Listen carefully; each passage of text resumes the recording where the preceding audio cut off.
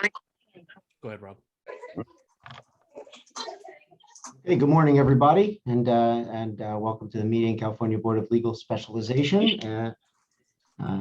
We'll call this meeting to order. And Adrian, if you can take roll, please. Of course. Acosta, Present. Hammerschmidt, Present. Hershenson, Here. Lester, Here. Levy, Here. Vance, Here. and Yoon. All right, we have enough. We have quorum. Thank you. All right. Thank you, Adrian. And just as a reminder, this is a Zoom meeting, but just like in person, it is being recorded and will be archived on the State Bar's website. We're going to take the agenda in order as they appear, and any votes will be taken by doing a roll call. So that being said, we're going to move right into it with the call for public comment. We will be taking public comment today.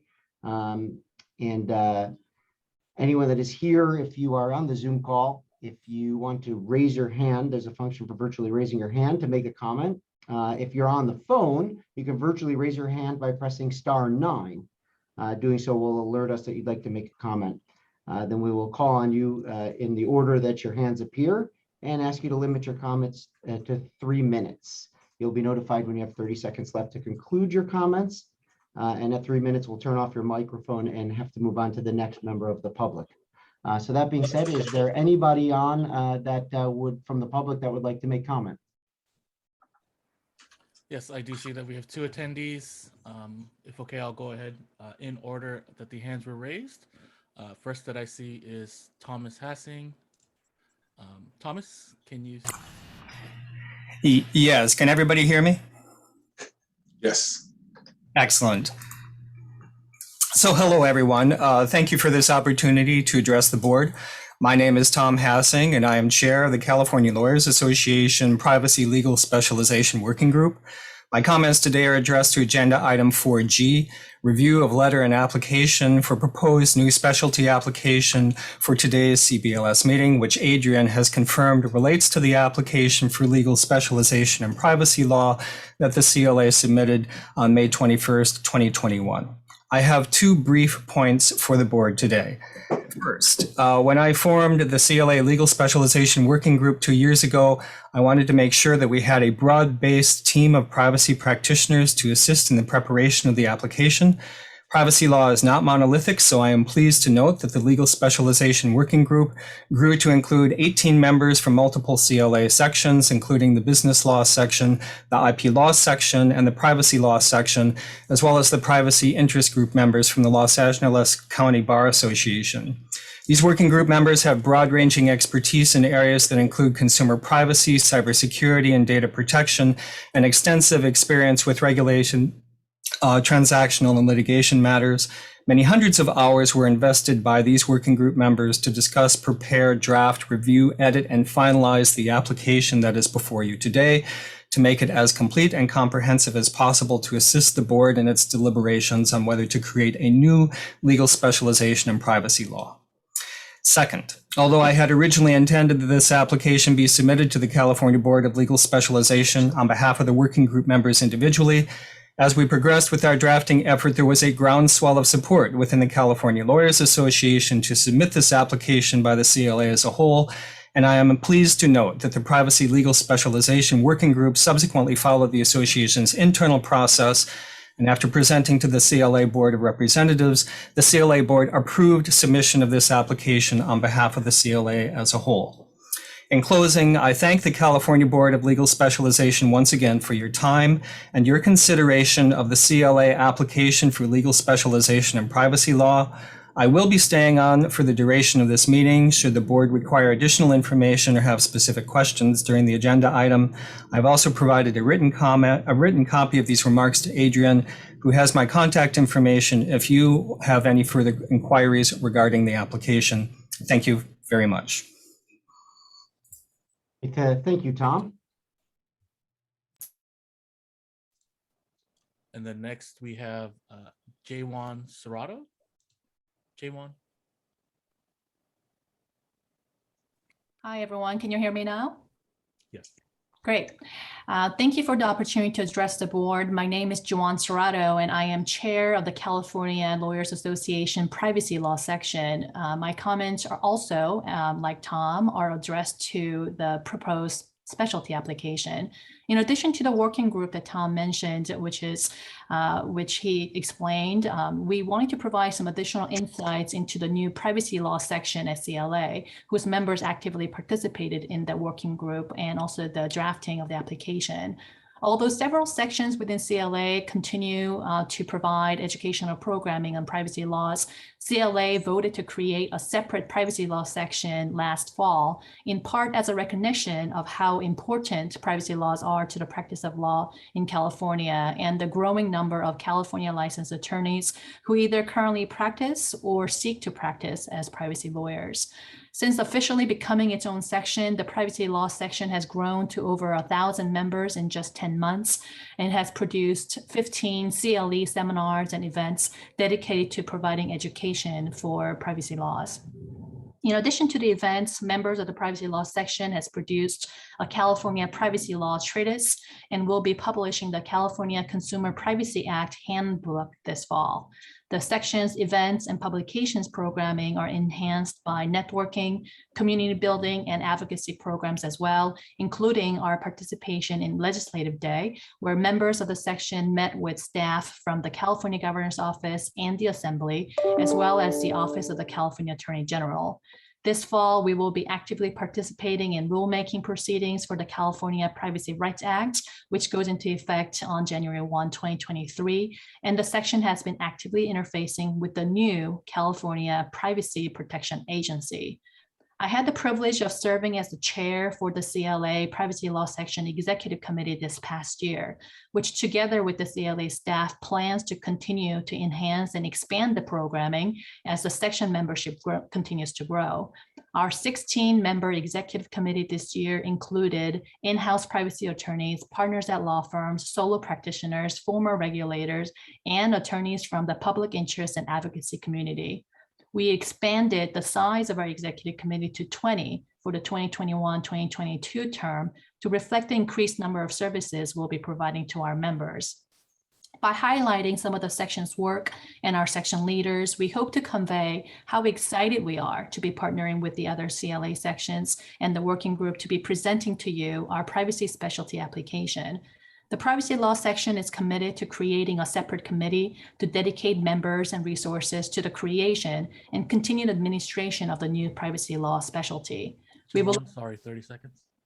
We would like to emphasize that our work is amplified by thousands of other CLA members in other sections, and we have provided the full comments in writing to Adrian, and we stand by to answer any questions that you might have. Thank you for your time. Thank you. I do not see any other public comment. Okay, great. Well, thank you both Tom and Juan for your comments, and we look forward to addressing it later on in the agenda. That being said, we'll close the public comment section and move on into the consent section of the agenda with sub-item A, the approval of the June 4th, 2021 California Board of Legal Specialization public meeting minutes. I'll ask the board members to take a second to review, and then anyone who was not present at the June 4th meeting is not eligible to vote and should abstain. We'll take just a second for you to review the minutes, and then we will look for a motion to approve the minutes.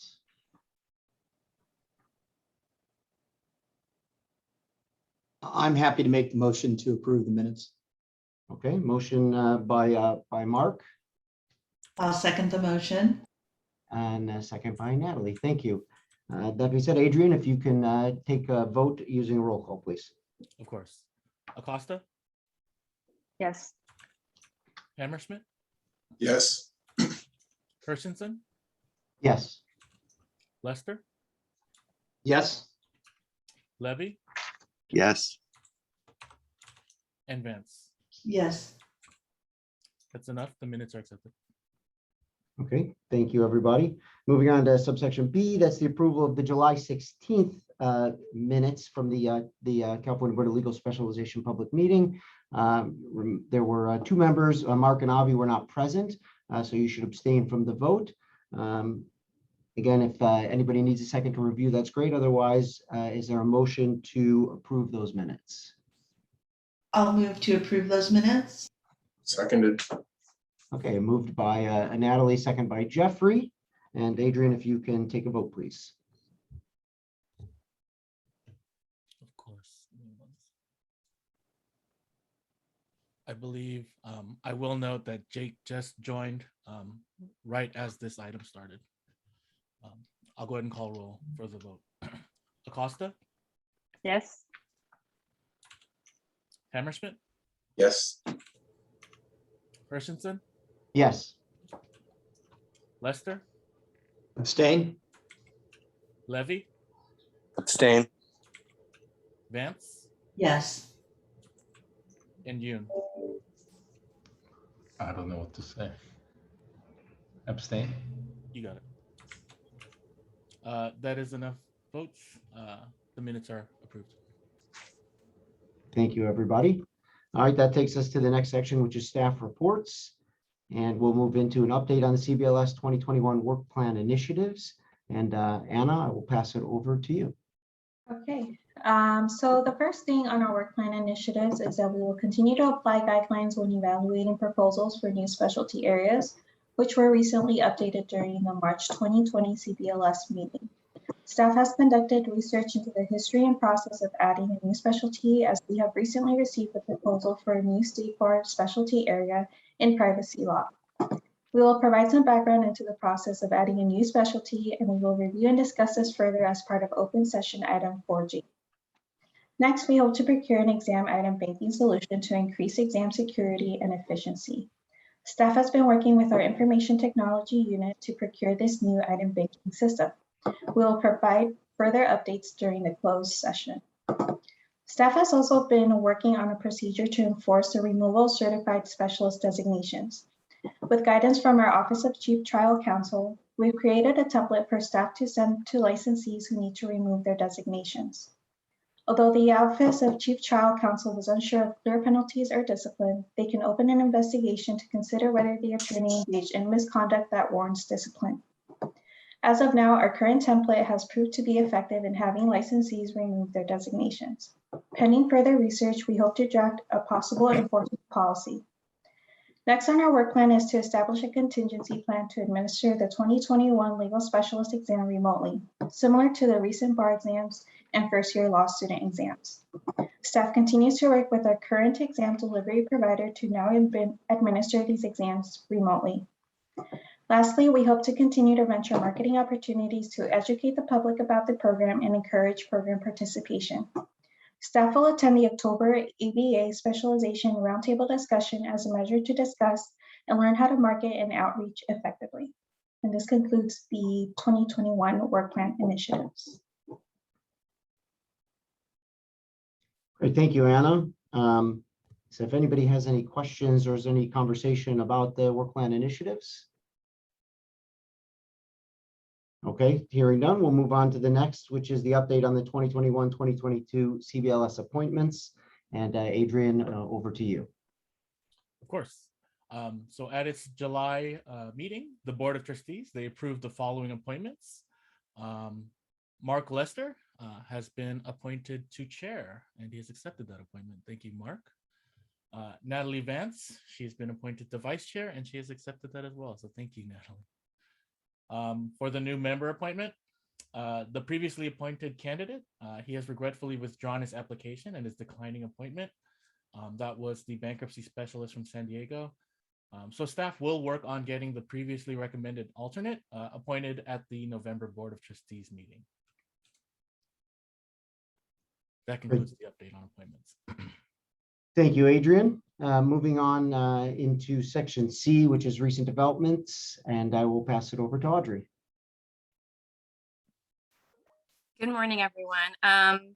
So since we last met, we administered the July 2021 California bar exam.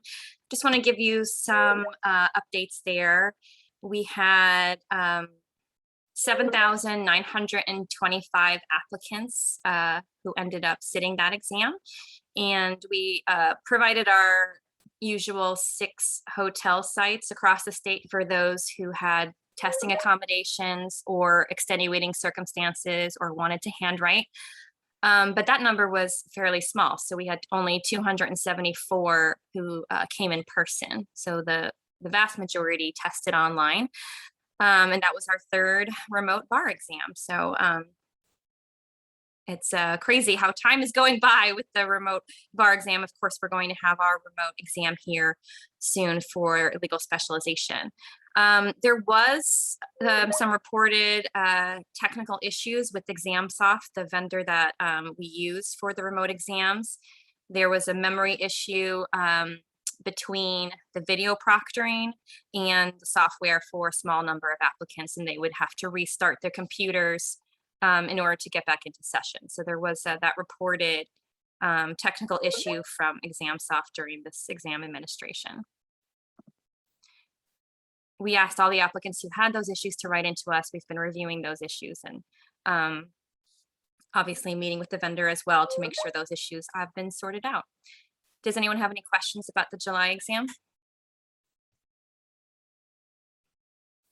All right. I wanted to talk a little bit about, you might have noticed that the spend down item was withdrawn. And I know we've spent so much time, I really appreciate everyone's time reviewing and trying to get the proposal to our Board of Trustees here at the State Bar of California about spending down our reserve. So the board policy is that you can't have a reserve over 30%, and we've been out of compliance with that policy.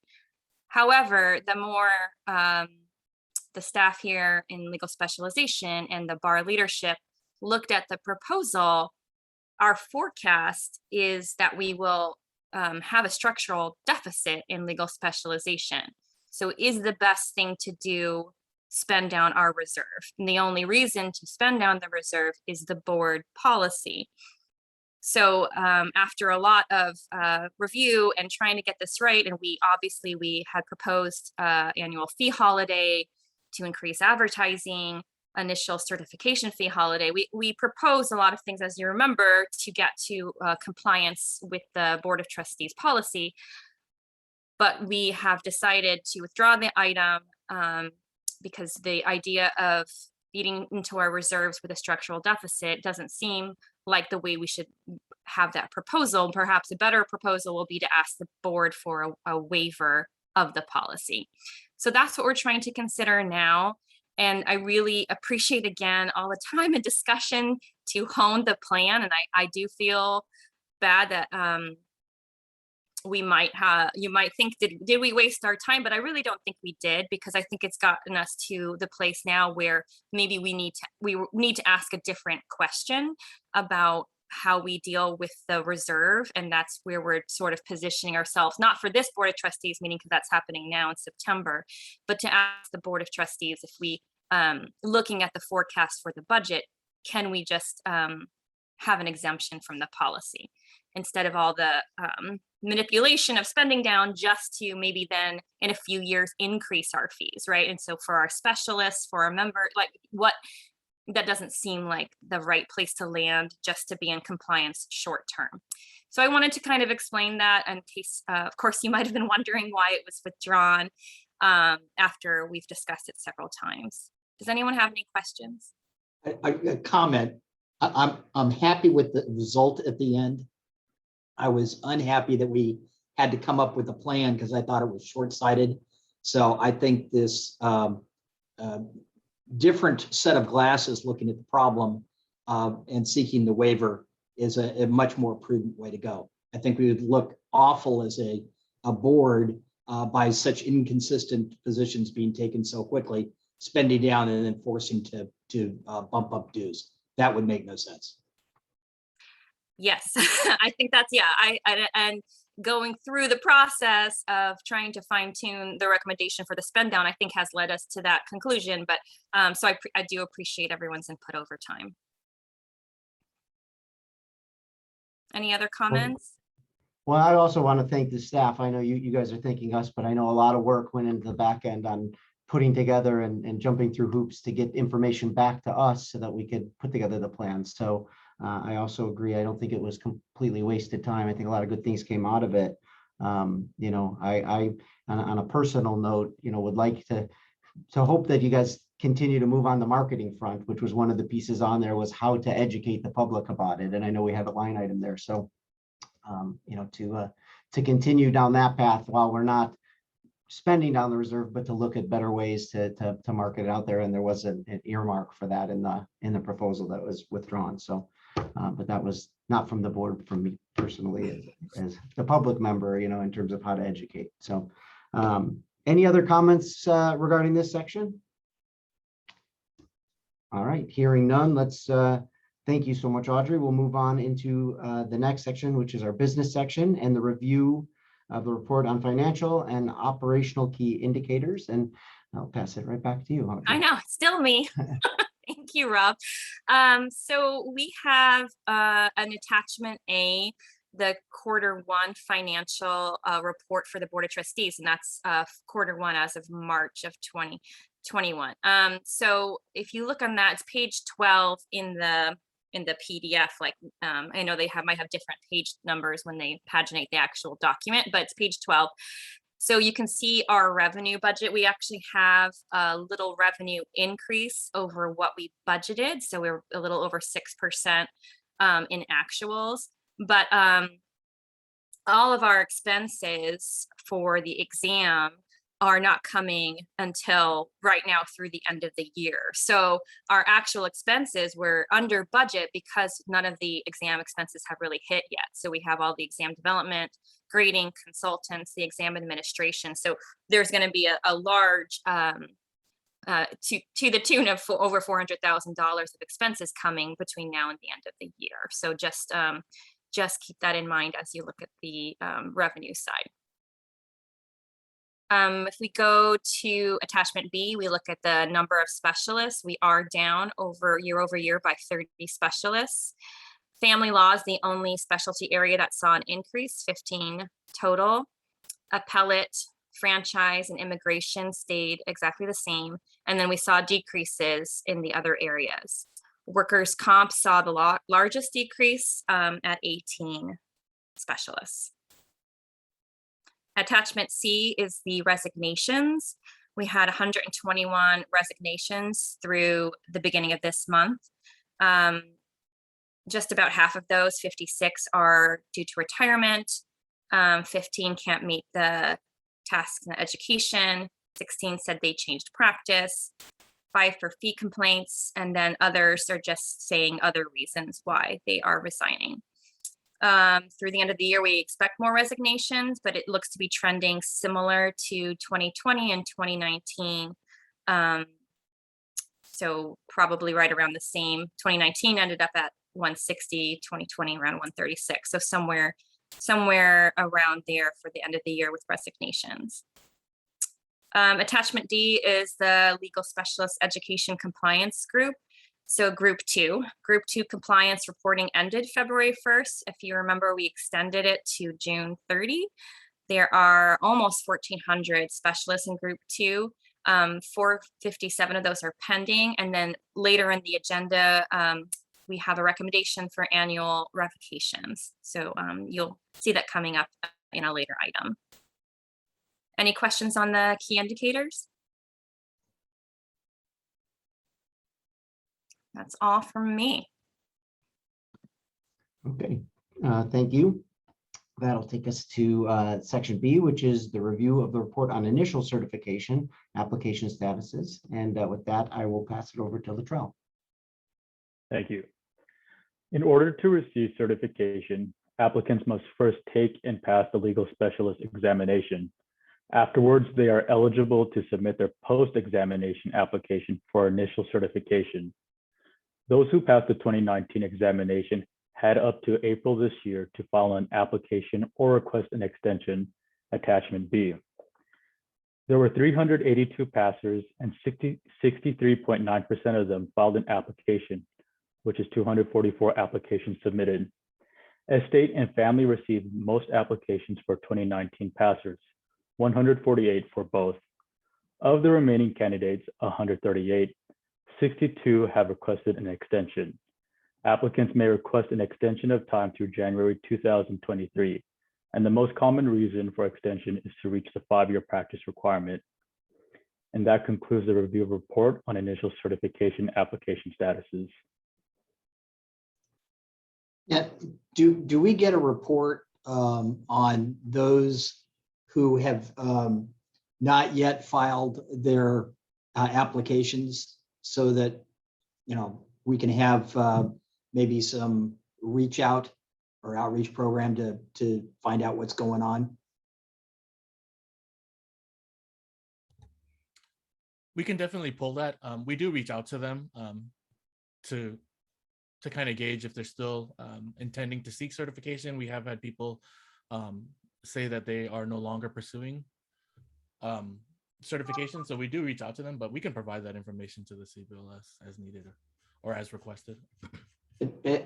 As we will see later on, I don't hesitate to kind of reach out to some folks with emails, and have had, I think, some pretty good success in finding out the reasons behind these things and getting them moving. So I don't know if it's the methodology that the state bar is using to reach to folks versus an individual email or whatever, but I'm always interested if they've taken the time to pass the exam. And that's generally the hardest part of all of this, getting the 5 years under your belt, enough practical experience is the second hardest thing to do, but generally they should be able to get that done. Of course. Thank you, Mark.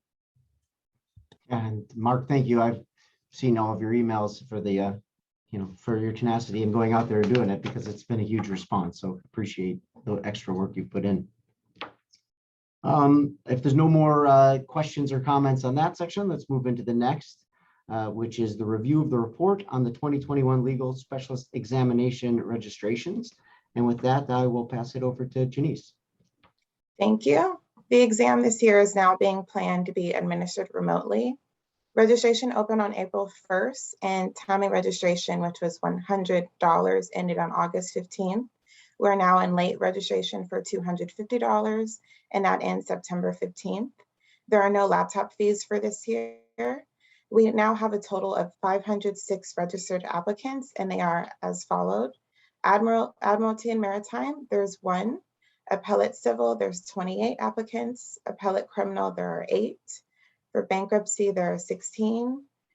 There are none for criminal federal at the moment. We now have 21 for criminal state, 115 for estate planning, trust and probate, 159 for family, 2 for franchise and distribution, 25 for immigration and nationality, 5 for legal malpractice, 16 for taxation, and 110 for workers' compensation. We've seen a steady increase of 10 to 20 new registrants each week. And lastly, we expect a surge around September 15th, which is the final deadline. Thank you. Any comments or questions? Okay, hearing none, let's move on to section D, which is the approval of certification revocations for failure to recertify. And with that, I'll pass it to Adrian. Of course, thank you.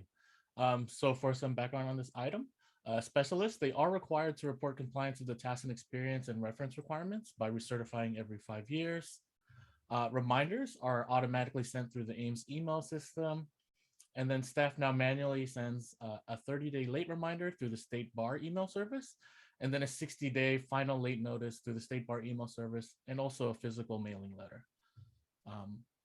Through June 1st, we have 31 specialists that are pending their recertification. The table in the agenda item, it provides a breakdown of those specialists by the specialty area. All of those listed, they have received the final email and physical notice, that's the 60 days late, and given at least 30 days to respond.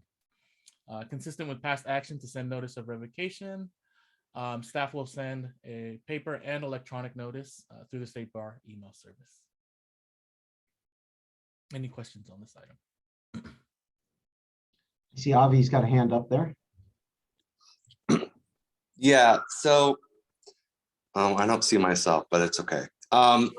So this list and the list that are of the other items that are coming up, I personally know many people, at least on the family law specialty area, in the family law specialty area, who are up for their specialty being revoked. And I can't imagine that they would just let their thing be revoked. In fact, from personal experience, I recently received a letter from the Board of Legal Specialization that I was missing some sort of application or something to renew my certification, and I'm on the board. And I was late, and it was already, it already expired and whatever it was, and I freaked out and filled it in right away and sent it in, and I haven't heard back. And I'm on the Board of Legal Specialization. So there's got to be, and this has come up before, because there's a lot of people when we look at the lists that are coming up as well, who either haven't paid their fees or haven't filled in the thing about their education or haven't filled out the thing to renew their certification. And there's a communication problem. And it's happened before and it's happening again. I don't know how to fix it. I know last time I personally called every family law specialist, not called, but emailed personally every family law specialist on the list. And that result, and I know that other board members did that in their respective specialty areas as well. And I think that really made a big difference because people were completely surprised that that something expired or they were up for revocation or whatever it was. I think we need to do something like that again. I think it's onerous. I don't know why there's not some sort of staffing or human power to make some phone calls.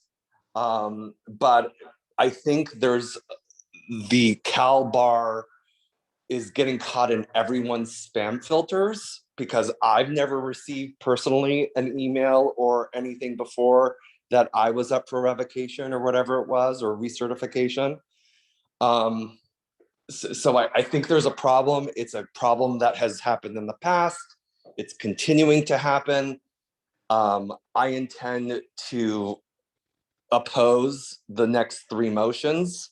I think we need to address the problem. And you have to also think about it. I mean, all these specialists pay dues, all these specialists enhance the practice of law in the state of California.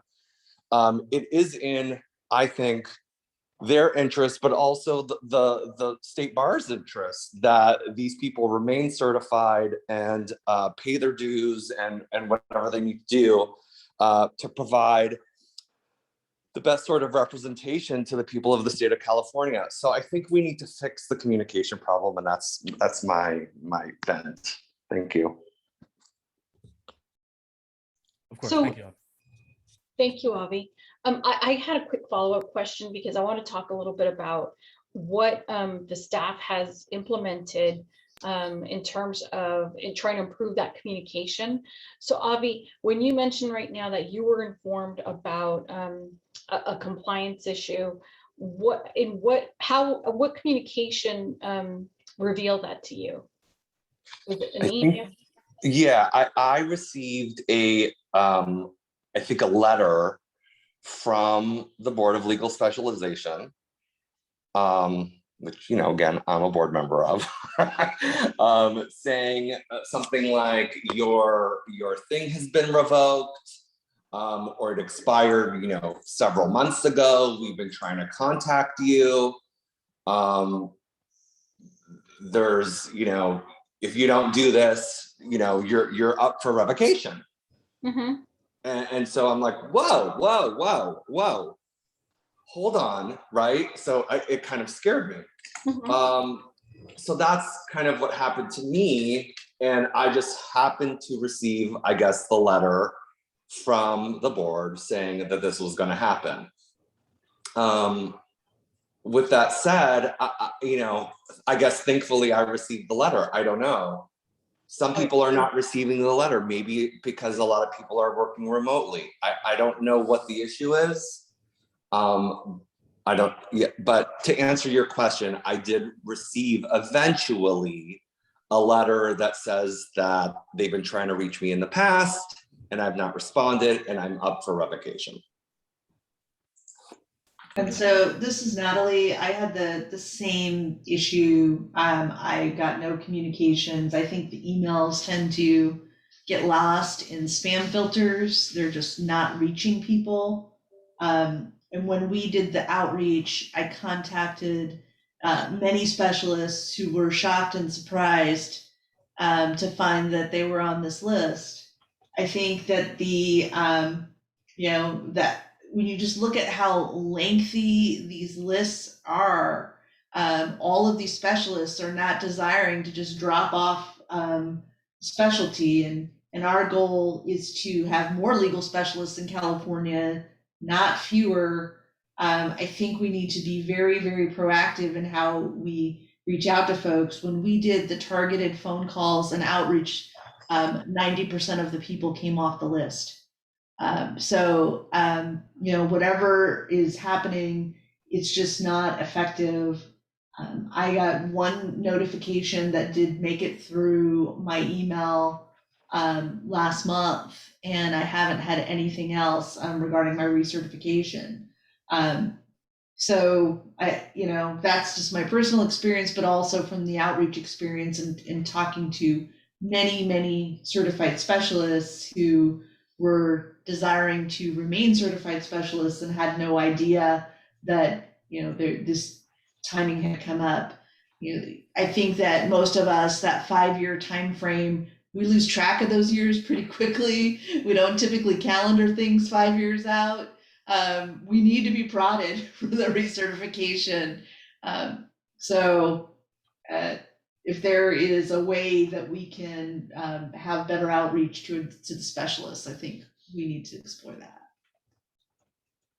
I have a question for the attorney members. So, because we know this has been a problem for years, that's why we went to sending out the paper mail. What communications, if any, from the State Bar do you receive regularly? Because that would be an indicator of how we should be communicating. Well, personally, I get tons of communications from the State Bar because I follow some of the working groups and other things. So I am routinely getting, 4 emails of various sorts from various groups from the State Bar, and remembering, which I'm responsible for is difficult. The other thing that we want to throw in the hopper here is that, starting in 2015, we changed the reporting requirement for CLE so that to make it easier, it now coincides every 3 years with your group. But there are still plenty of certified specialists who've been around for years that forget that and think that they're supposed to report it in with their, recertification application every 5 years. So we haven't have everybody trained yet. Although, hey, listen, when you become a certified specialist, you sign on saying you're going to follow the rules. And one of the rules is we're supposed to be self-reporting. But where we're reaching out and trying to reach out to folks to help them comply with their requirements, and we're having ineffective communications, that's on us. We need to figure out how we are more effective at all times in communicating with the certified specialists. So Adrian, can you talk a little bit about what policy we've implemented to try to strengthen that kind of messaging to the committee? I'm sorry, to any non-compliant specialists? Sure. I guess in terms of communicating their reporting deadlines and the requirement that it is supposed to be self-reported, we have included that in our new certified specialist welcome packet. The acknowledgement emails for the CLE, there's a reminder of each of those requirements. At the approval letters for the recertification applications, we also add that. We also add the 3 requirements and those timing. And in terms of the automated messages, so we do have automated messages that go out through the applicant portal email service. And then I want to say it may have been last year when we ran into this issue. That's when we added and implemented the state bar's email service. So we then used the state bar's email service and also sending a physical letter. We can try calls. I think right now we'll have to assess staffing and the timing required, especially like if we're looking at 400. At a month ago, it could have been more. So I can imagine it can be time consuming.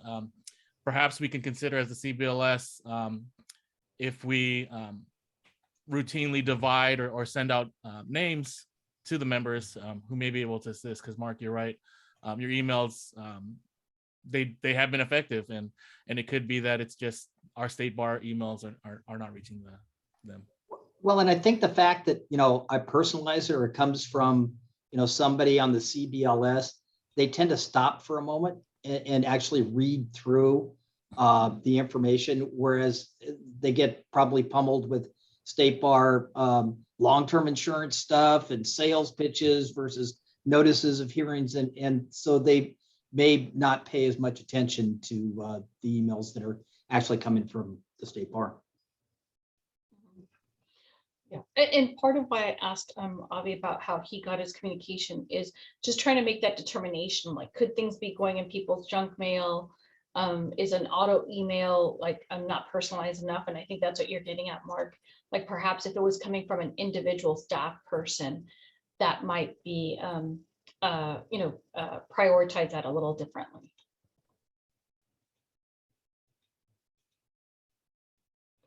I mean, that's one thing that we could start exploring. If okay, I'll go ahead and make note of this to perhaps even include this when we update our work plan for next year, is to look at our communications and how to better them and make them more efficient. And there are ways, to do using Outlook and Word mail merges so that it goes to each individual's mailbox from one person. So Adrian, I don't know if you're familiar with something I can kind of show you offline how to do, because then it does go one by one instead of a bulk email, which tends to get caught by spam filter. And they can be personalized, with using it. So it does help a lot. Of course. Okay. So that being said, obviously, we're at well, if there's any more comments or questions, Avi, know what your obviously stance is, but is there a motion to approve the recommendations for the revocations? I make a motion that we table this for the next meeting and that we not revoke at this time. And I apologize, I could not see who it was that was talking. That was Natalie. Natalie, thank you. Okay, so there is a motion to table. Is there I'll a second that motion. Okay, there's a second by Mark. Any further conversation? I'm going to give Adrian a second to type up what the motion is here, and then we will go to roll call for a vote.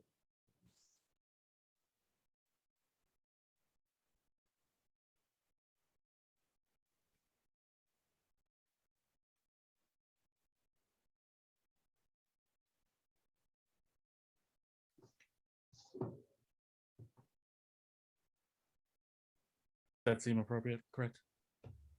That works. Yep. You got it. And I apologize. Who was the second? I seconded. Natalie made the motion.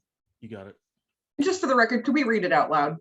Whoever made the motion, would you please just read it aloud for the record so that anybody who is listening in as opposed to viewing could hear what the language is? Thank you, Jean. So Natalie, you want to read that as the mover of the motion? Sure. I move that the certification revocations for failure to recertify be continued to the next scheduled CBLS meeting. And I second that. Okay, so motion by Natalie, second by Mark.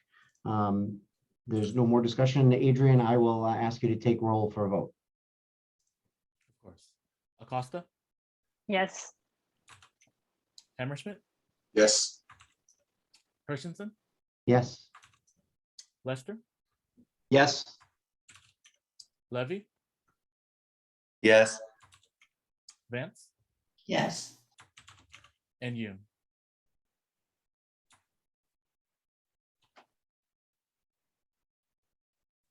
One more for Yoon. You're Jake? muted if you're trying to speak, Jake. Yes. Thank you. Sorry. That is enough. The new motion passes. All right, thank you, everybody. We will move on to the next section, which is E, which is the approval of the annual certification revocations for failure to pay the 2021 Legal Specialization Program annual fee. And with that, I will pass it over to Janice. Thank you. The legal specialization program is entirely self-funded. All specialists are required to pay this legal specialization annual fee every year, which is due at the same time as their general license fees. These fees were originally due on February 1st, and any specialist pending the fee had a final deadline of July 1st. The table in the agenda item provides a breakdown of all specialists by specialty area, and the attachment lists specific specialists and individuals. Reminders have been sent electronically through the State Bar's email system. There are 110 specialists with a pending fee for this year. This is consistent with past action to send notice of revocation. In 2020, it went from 67 to 15 recommended. 2019, 52 were recommended, and in 2018, 31 were recommended. Staff will send final paper and electronic notice through the State Bar email service. The revocation is final if payment is not received in 30 days of the letter. Thank you. Thank you, Janice. Mhm. Go ahead, Mark.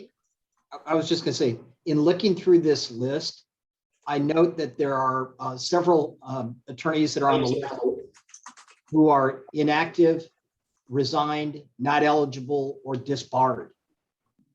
And as to those folks, I have no problem with them being decertified for failure to pay the fee. As for everybody else who remains on the active list, I would propose that the motion be tabled like the last one, as for everybody who is active or listed as active on there.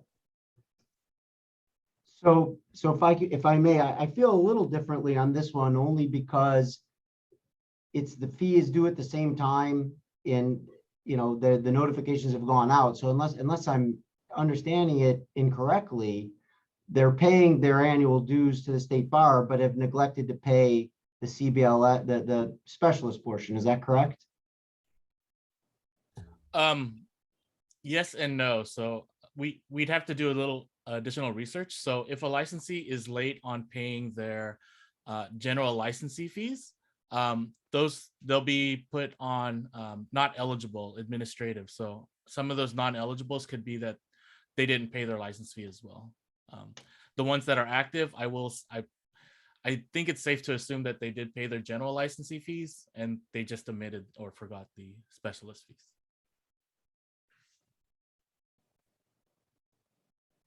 Okay. So Can I add to this? Sure.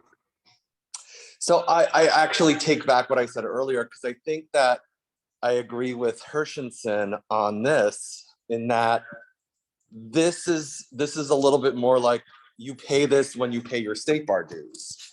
So if you're not paying your State Bar dues, okay, then maybe you're not paying this too. So that's a bigger problem.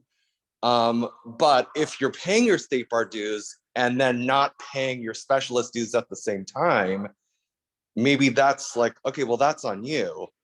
So I kind of feel maybe a little bit differently about this list, even though I do still recognize some active attorneys on the family law section, in the family law specialty area, that are on this list. But I think at this point, my thing is, well, you do have some sort of duty to, you know, when you pay your fees, you also pay your specialist fees. It's on the same bill. So I think I feel differently about this one. Sorry for my prior comment. I think the issue is that when you get the bill for your state bar dues, it does not include the specialist fee. So it gets processed. Oftentimes, I know in my firm, it doesn't even get paid by me. It gets processed by accounting people who just pay what's on the invoice. And I'm just looking through this list. I think I'm on this list. So I probably can't vote, as are some people in my law firm who I know do not wish to not be certified specialists. I think I have to abstain from voting on this issue, but I think it's a processing issue. I don't think it's a deliberate issue at all. And Natalie, I can look at 3 different names who I know are parts of larger firms, large in Ventura County, but the payments for I know the payments for their invoices go through their accounts payable folk, that the attorneys never see them, so they wouldn't even know that they haven't paid their fee. That's, you know, now others on here, I'm sure, are sole practitioners.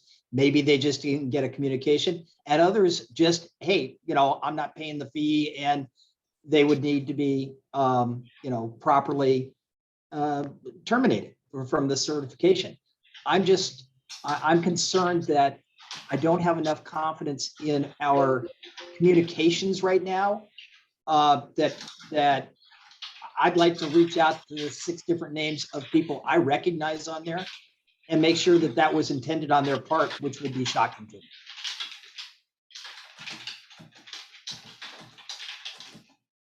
So I have to ask, because I wasn't sure, Mark, did you make a motion already?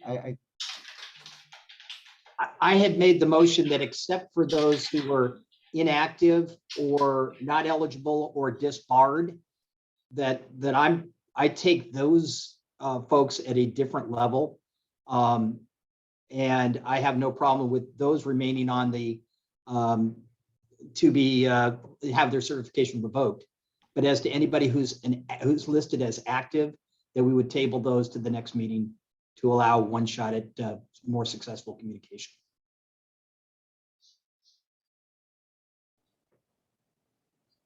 Adrian, do you want to attempt to type that up? Yeah.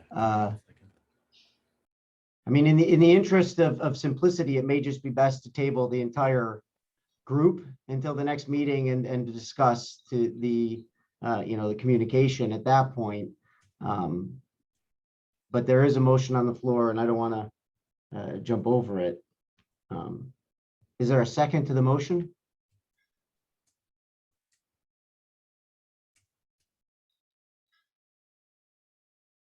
Okay, so now I'm in a quandary with no second to the motion. I think people might be waiting for Adrian's typing. Are we waiting? Okay, thank you, Jean.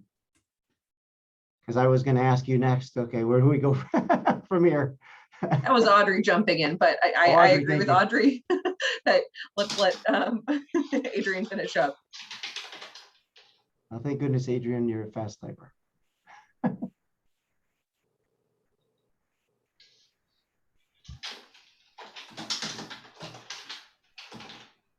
Is that look correct? Adrian, I would also add resigned just for completion, because I believe there's 1 or 2 people who have identified as resigned. You caught it before me, Jean. Thank you. That's what I'm here for. And if that looks correct, Mark, for the record, if I could have you read the motion out loud. Yes, that does look correct. So my motion is twofold. First, that those certified specialists listed on attachment A who are listed as active, that the certification revocation motion is tabled and continue to the next scheduled CBLS meeting. Further move that those certified specialists listed on attachment A who are listed as not eligible inactive, resigned, or disbarred are revoked for failure to pay their legal specialization fees.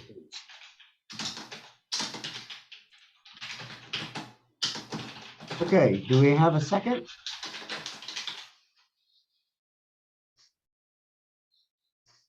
I second that. Okay, so second by Norma. And then any further discussion? Okay, hearing none. Adrian, if you'll take roll. Of course. Acosta, Yes. Hammerschmidt,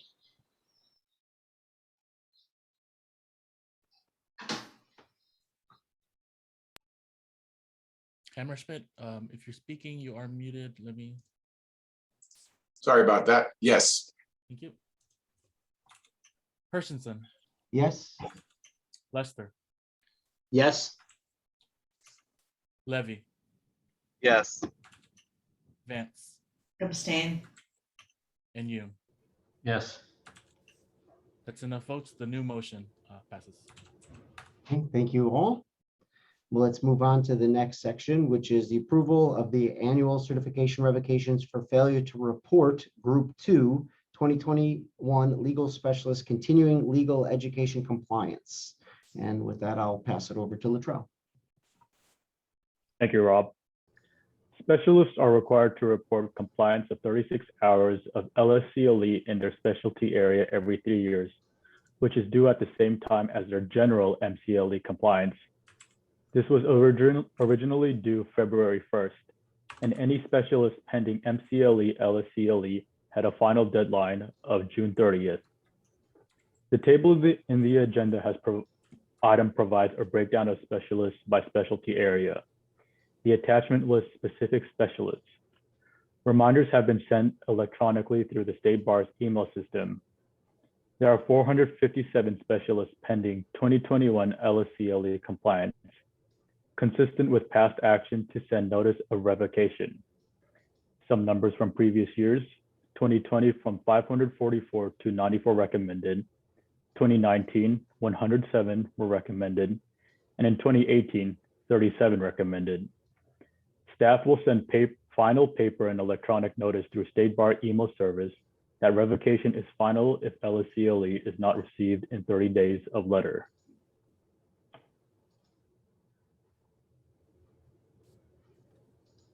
And so this is the list of the folks as to the estate planning, trust, and probate law specialists that this week I reached out to everyone who had an email address at the State Bar website with an email and got responses back from, I believe, 98% of the folks that I sent emails to, all of whom have started contacting Adrian and getting their certification reporting done. So this is the one that I am convinced this is a communication issue that needs to be solved. And I think ought to be tabled to the next CBLS meeting. I agree. This is Natalie looking at this list. Jeffrey Hammerschmidt, you're on it. Probably a surprise to you. I was just, yeah, that's a surprise. Yep.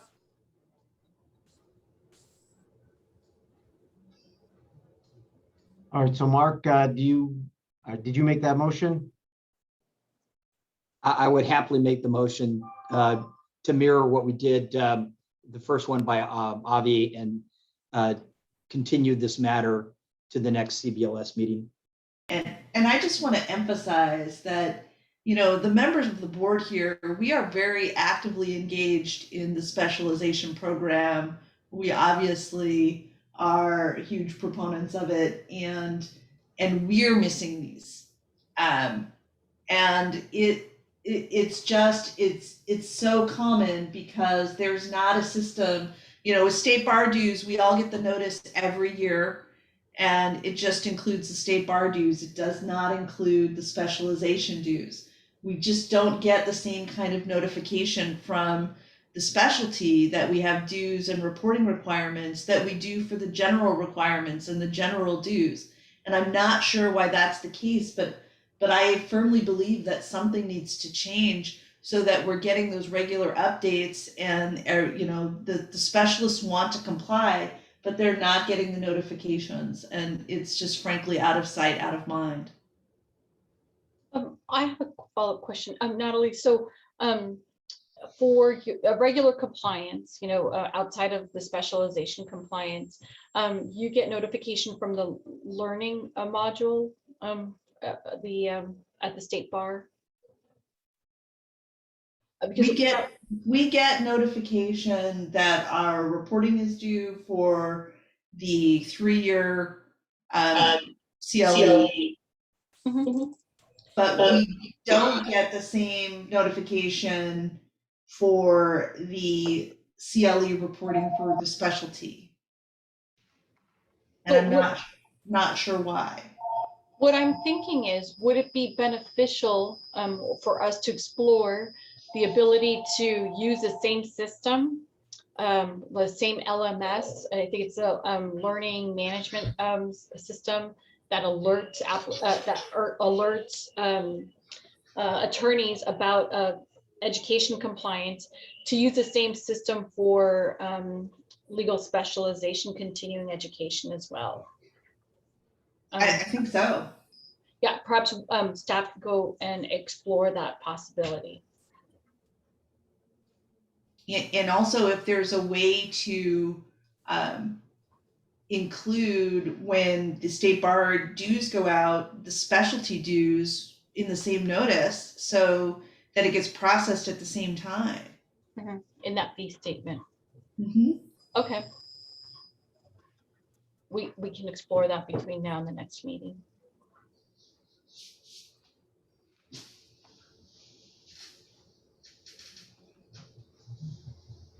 So it looks like we have a motion from Mark. If you, Mark, want to read that into record, please. Sure. I move that those certified specialist revocations for failure to submit the 2021 legal specialist continuing legal education compliance card is continued to the next scheduled CBLS meeting. I'll second that motion. Okay. And just a reminder, if you do appear on the list, please do abstain from this vote. Thank you.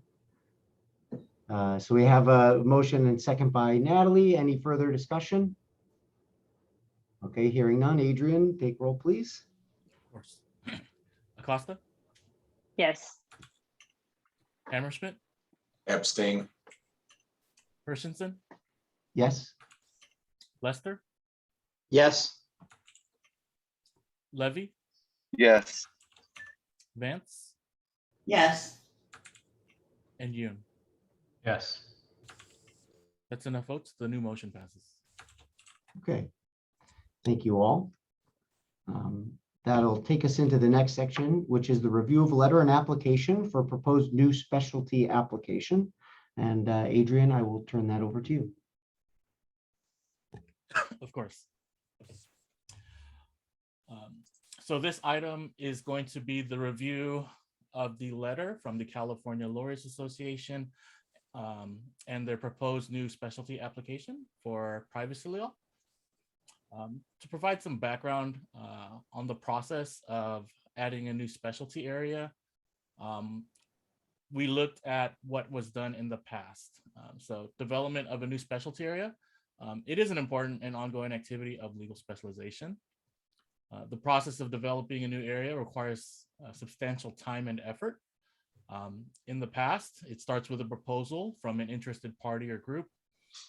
If the CBLS agrees, they can send a proposal to the Board of Trustees asking for appointment of a consulting group for the proposed specialty area.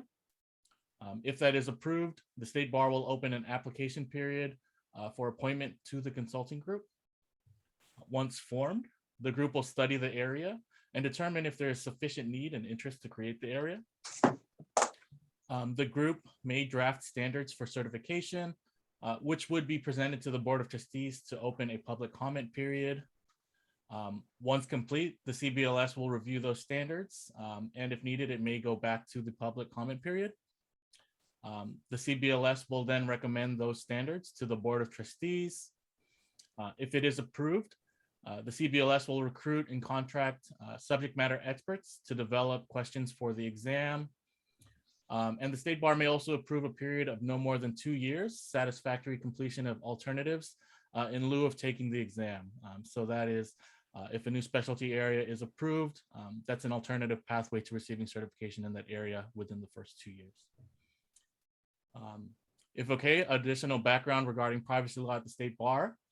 In November 2010, by recommendation of the CBLS at the time, a privacy law consulting group was appointed by the Board of Trustees. However, it was later determined that there was a lack of consumer need in the area, and additional research into the specialization was no longer continued. In December 2019, the International Association of Privacy Professionals, they applied for accreditation of their certification program in privacy law. However, the CBLS denied the IAPP that application for accreditation of the program. And then in June of this year, the CLA initiated and submitted their proposed new specialty application. Included in their application, there's a definition of the proposed specialty area, description of other bar or professional organization practice sections, description of perceived need, potential value, substantive feasibility, degree of interest and support, practical viability, other information on the proposed specialty area. And they also provided signatures of 38 attorneys in support of creation of the new specialty area. And they actually only needed to submit 25. Staff, we believe that the CLA established the current consumer need in the area. The ABA also approved this area in 2018. There was the recent enactment of the California Consumer Privacy Act, CCPA, and the passage of the California Privacy Rights Act of 2020, the CPRA. If the CBLS agrees, we can work on a proposal to the Board of Trustees seeking the creation and appointment of a consulting group. And it looks like we do still have the representatives from CLA in attendance should the CBLS have any questions or further discussion on this.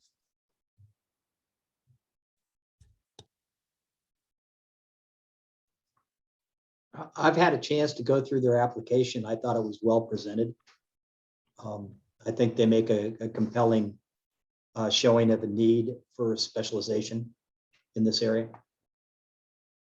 This is Natalie. I agree. I mean, I was previously opposed when we had the commercial application based on no showing of consumer interest in this area, but I think that's been resolved, especially by the passage of new legislation in California that specifically impacts consumers and creates a private right of action. So I think there's a need in this area. It's a area of law that is constantly changing, and having a specialty where lawyers are required to keep up with those changes and be up to speed on this issue, I think is important. So I would support it.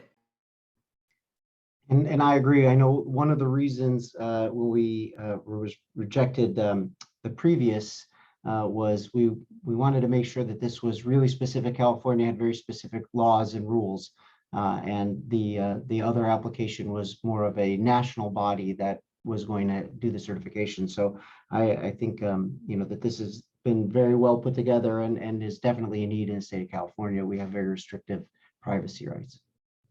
And also the other concern that I had was the fact that there would be non-attorneys who would be qualified for this specialist, and we're focused on attorneys who can help the consumers. So I think this is a much better presented proposal, and I'm all in favor of it.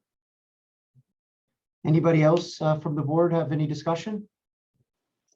I just want to say that I agree as well. I think this application answers a lot of the questions and concerns that we had from the last discussion, and definitely a need, and definitely something that is constantly changing, and I think is growing. So looks good to me.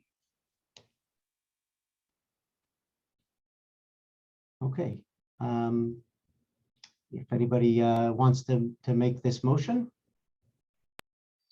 This is Natalie. I'll make the motion. I will move that the specialty in privacy law be further explored, and also further move that staff begin work on a proposal for the Board of Trustees recommending the committee and appointment of a privacy law consulting group.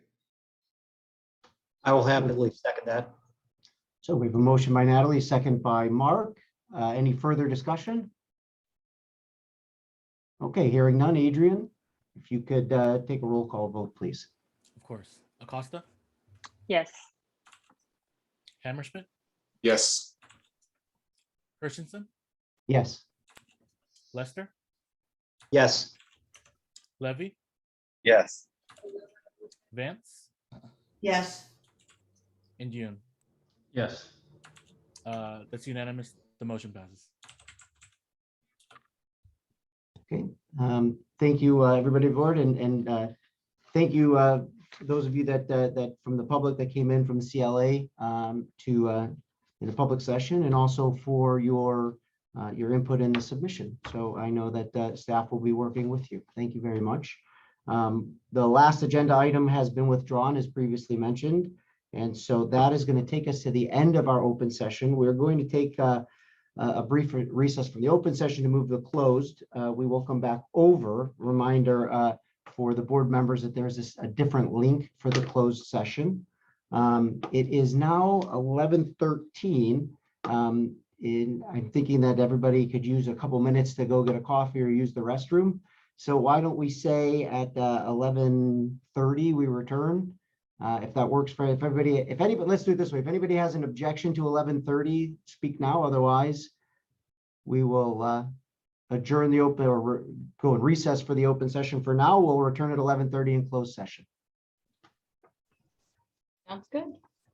All right. Thank you all. Thank you. Thank you, everyone.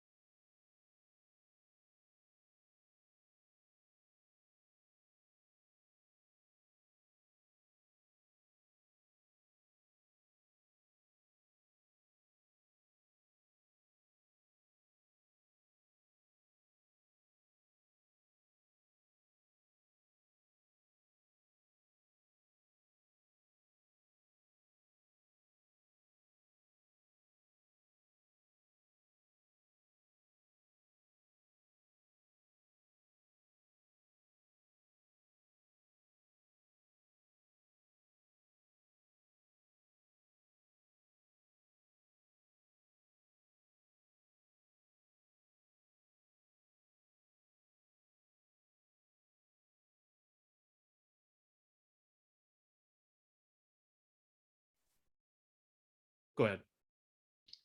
All right, thank you, everybody. We are back from our closed session to formally end the meeting today. With today being my last meeting on the CBLS, I just wanted to thank staff and the rest of the board. It's been an honor to serve here as a public member, to be able to participate in what goes on here. I believe strongly that this is a very valuable program for public protection and as a resource for the public. So I wish everybody here the best of luck and continued success with the board. And I am always around if you ever need any volunteer or anything that I can be of assistance. So thank you all very much. And that's it for today's session. Thanks, Rob. You're adjourned. Thank you, Rob. Thank you, everyone. Thank you, Rob. Thank you. Thank you. Thank you, everyone. Everyone. Bye.